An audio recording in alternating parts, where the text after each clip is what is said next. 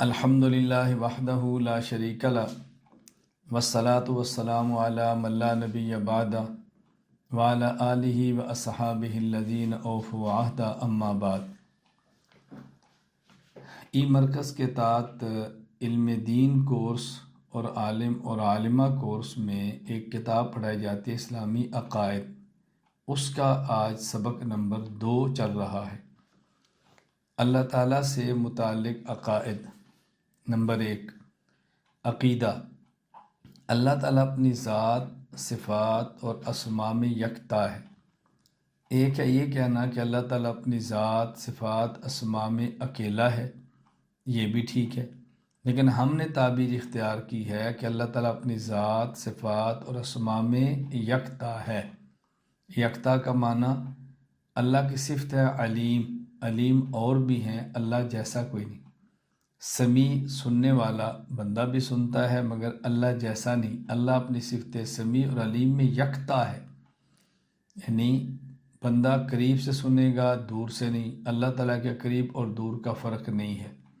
بندہ اسباب کے ساتھ سنے گا، اللہ اسباب کے محتاج نہیں ہے، تو اللہ کا سننا اور طرح ہے۔ تو یہ معنی ہے اللہ تعالیٰ اپنی ذات، صفات اور اسماء میں یکتا ہے۔ عقیدہ۔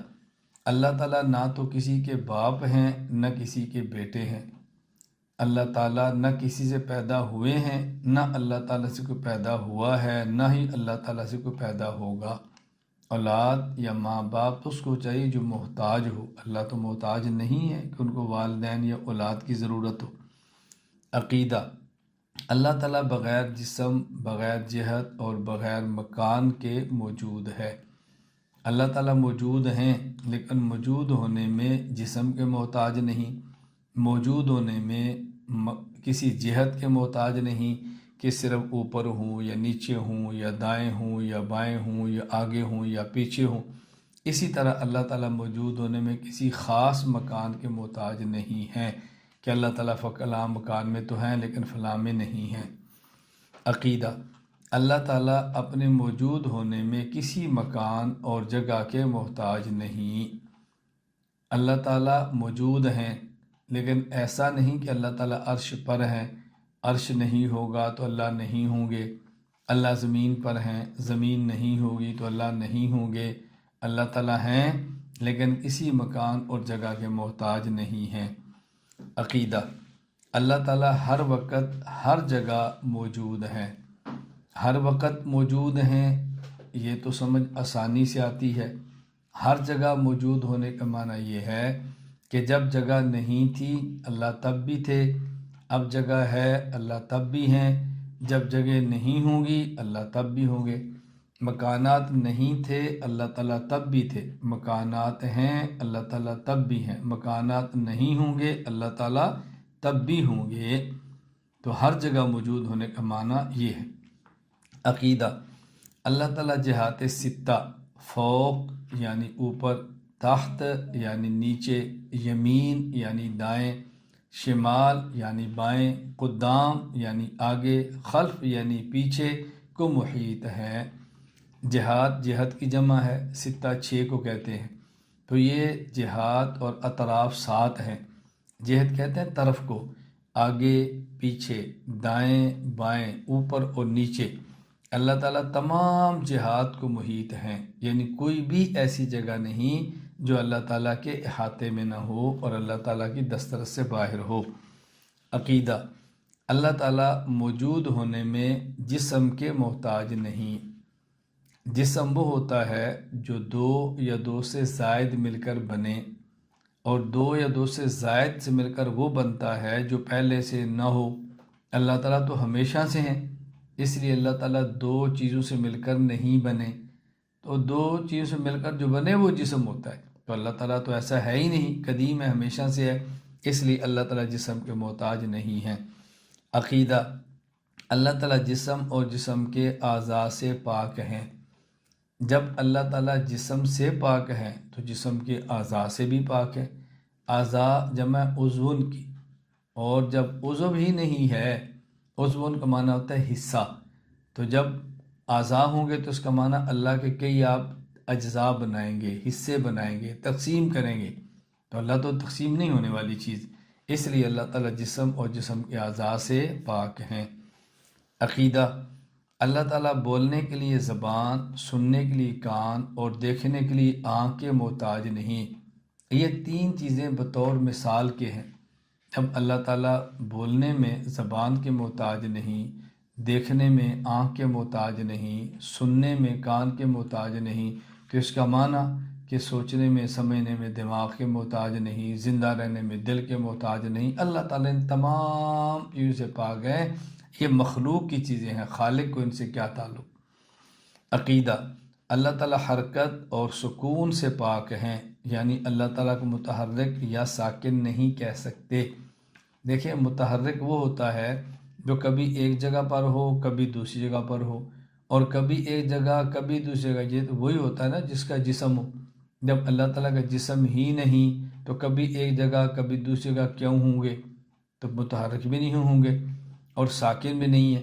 ساکن کا معنی ہے کہ ایک جگہ پہ ہو اور دوسری جگہ پہ نہ جا سکے، تو ایک جگہ پہ ہو کر دوسری جگہ پہ نہ جا سکے، یہ اس کا کام ہے جو جسم ہو۔ تو جب اللہ تعالیٰ کا جسم بھی نہیں ہے، اللہ تعالیٰ ساکن بھی نہیں ہے، اللہ تعالیٰ متحرک بھی نہیں ہے۔ عقیدہ: اللہ تعالیٰ صورت اور رنگ سے پاک ہیں۔ اللہ تعالیٰ کے بارے یہ نہیں کہہ سکتے کہ اللہ تعالیٰ کی صورت ایسی ہے، اللہ تعالیٰ کی شکل ایسی ہے، الیاذ باللہ اللہ تعالیٰ کی آنکھ ایسی ہے، ناک ایسا ہے، کان ایسا ہے، ایسا نہیں ہے۔ اور یہ بھی نہیں کہہ سکتے کہ اللہ تعالیٰ کا سفید رنگ ہے، اللہ تعالیٰ کا سرخ رنگ ہے، اللہ تعالیٰ کا فرا رنگ ہے۔ یہ صورتیں اور رنگیں یہ جسموں کی ہوتی ہیں۔ جب اللہ تعالیٰ صورت اور رنگ سے، اللہ تعالیٰ جسم سے پاک ہے، تو صورت اور شکل اور رنگ سے بھی پاک ہے۔ اللہ تعالیٰ کیفیات سے پاک ہے۔ کیفیت کا معنی ایک ہے گرمی اور ایک ہے کتنی گرمی، ایک ہے سردی اور ایک ہے کتنی سردی۔ یہ کتنی سردی یہ کیفیت ہے۔ ایک ہوتا ہے پیٹرول اور ایک ہوتا ہے کیسا پیٹرول، صاف ہے یا گندا ہے۔ تو یہ کیفیات ان چیزوں کی ہوتی ہیں جن کا جسم ہو، جن کا جسم نہ ہو ان کی کیفیت نہیں ہوتی۔ اس لیے اللہ تعالیٰ کیفیات سے پاک ہیں، کیونکہ اللہ تعالیٰ جسم سے پاک ہیں۔ عقیدہ: اللہ تعالیٰ کسی کے محتاج نہیں، اور کائنات کا ہر ذرہ اللہ تعالیٰ کا محتاج ہے۔ جو محتاج ہوگا وہ خدا نہیں بن سکتا، اور جو خدا ہوگا وہ محتاج نہیں ہو سکتا۔ پوری دنیا نے تو حاجت اس سے مانگنی ہے جو خدا ہے۔ جب وہ خود کسی کا محتاج ہوگا تو اسے حاجات کون مانگے گا؟ اس لیے اللہ تعالیٰ دنیا میں کسی کے محتاج نہیں۔ عقیدہ: اللہ تعالیٰ سارے جہان کے خالق اور مالک ہیں۔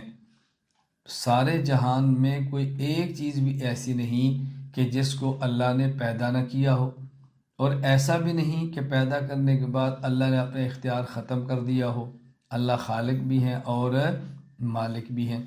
دنیا میں کمپنیاں اپنی چیزیں بناتی ہیں اور ان چیزوں کی مالک ہوتی ہیں، لیکن جب چیزیں بیچ دیتی ہیں تو پھر ان کا ملک ان کی ختم ہو جاتی ہے۔ اللہ تعالیٰ نے چیزوں کو بنا کر بیچ نہیں دیا کہ اللہ تعالیٰ کا اختیار اور ملک ختم ہو جائے۔ اللہ تعالیٰ خالق بھی ہیں اور اللہ تعالیٰ مالک بھی ہیں۔ عقیدہ: اللہ تعالیٰ انسان کے افعال و اعمال کے خالق یعنی پیدا کرنے والے ہیں، اور انسان اپنے اعمال کا کاسب یعنی سر انجام دینے والا ہے۔ اب کھانا پیدا تو اللہ کرتا ہے، کھاتا انسان یا جانور ہے، تو اللہ تعالیٰ عمل کے خالق ہے۔ کھانے والا عمل پیدا اللہ نے کیا ہے، لیکن کھانے والا عمل انسان کرے گا۔ تو پیدا عمل کو اللہ کرتے ہیں اور اس عمل کو سر انجام انسان دیتا ہے۔ یہ مطلب ہے کہ اللہ تعالیٰ اعمال کے خالق ہیں اور بندہ اعمال کا کاسب ہے۔ عقیدہ: یہ کائنات خود بخود وجود میں نہیں آئی، بلکہ اس کو بنانے والی اللہ تعالیٰ کی ذات موجود ہے۔ جو خود بخود وجود میں آئے، جو خود بخود وجود میں آئے، اس کا معنی یہ ہے کہ وہ محتاج نہیں، حالانکہ کائنات کا ہر ذرہ اللہ کا محتاج ہے۔ تو بغیر وجود میں لانے والے کے مخلوقات میں سے کوئی بھی چیز موجود نہیں ہو سکتی۔ ایسا ممکن ہی نہیں ہے کہ کوئی چلانے والا نہ ہو اور کشتی چل جائے۔ کوئی ڈبونے والا نہ ہو اور ڈوب جائے، ایسا ممکن ہی نہیں ہے۔ اس لیے ذہن میں رکھ لیں کائنات خود بخود وجود میں نہیں آئی۔ حضرت امام اعظم ابو حنیفہ رحمہ اللہ تعالیٰ کا یہاں میں آپ کو مناظرہ سناتا ہوں تاکہ بات ذرا کھل جائے۔ حضرت امام اعظم ابو حنیفہ رحمۃ اللہ علیہ کا مناظرہ ایک داہریہ سے ہوا۔ داہریہ کہتے ہیں جو اللہ تعالیٰ کے وجود کے منکر ہیں اور اللہ کے وجود کو نہیں مانتے، وہ سمجھتے ہیں کہ یہ زمانے خود بخود چل رہا ہے، زمانہ چیزیں بنا رہا ہے، اللہ کے سے کوئی تعلق نہیں، خود بخود پیدا ہوتی ہے ختم ہو جاتی ہے۔ تو حضرت امام اعظم حنیفہ رحمہ اللہ کا مناظرہ طے ہو گیا، تو حضرت امام صلی رحمۃ اللہ علیہ ذرا تاخیر سے پہنچے، تو دوسرے مخالف نے اعلان کیا کہ امام صاحب ابو حنیفہ نہیں آ رہے۔ جب پہنچ گئے تو کہا جی آپ دیر سے کیوں آئے ہیں؟ امام حنیفہ فرمانے لگے بات ان کو سمجھانے کے لیے کہ میں دیر سے اس لیے آیا ہوں کہ میرا گھر اس طرف ہے، درمیان میں دریا ہے، تو آگے کشتی نہیں تھی۔ تھوڑی دیر بعد میں نے دیکھا کہ ایک درخت کٹا خود بخود، پھر اس کے پھٹے بنے خود بخود، پھر اس سے کشتی بنی خود بخود۔ میں کشتی میں بیٹھا تو خود بخود کشتی چلنا شروع ہو گئی اور مجھے یہاں چھوڑ کر چلی گئی، مجھے اس لیے دیر ہو گئی۔ تو لوگوں نے کہا آپ کیسی بات کرتے ہیں، بھلا درخت خود بخود کٹ سکتا ہے، پھٹے خود بخود بن سکتے ہیں، کشتی خود بخود بن سکتی ہے اور خود بخود چل سکتی ہے؟ امام صاحب نے فرمایا یہ خود بخود کچھ نہیں ہو سکتا۔ کہا جی نہیں، تو کہا پھر یہ بتائیں کہ سورج بغیر نکالنے والے کے خود بخود کیسے نکل آتا ہے؟ چاند بغیر چلانے والے کے کیسے چل لیتا ہے؟ ہوا بغیر اڑانے والے کے کیسے اڑ سکتی ہے؟ بتائیں۔ تو یہی بات تو میں کہہ رہا ہوں کہ کائنات خود بخود وجود میں نہیں آتی، اس کو بنانے والا ہے جس کا نام اللہ ہے۔ تو ان لوگوں نے اس بات کو تسلیم کیا۔